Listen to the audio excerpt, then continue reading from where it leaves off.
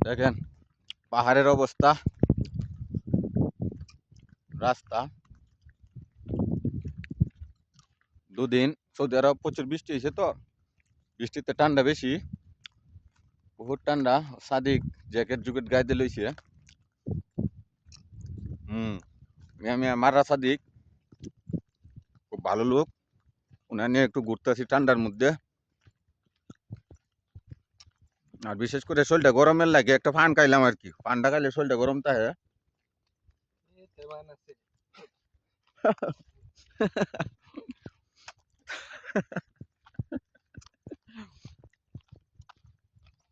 একটু হাঁটাচলা করতেছি, মনটা ভালো লাগবো, ভালো থাকবো ওই জন্য।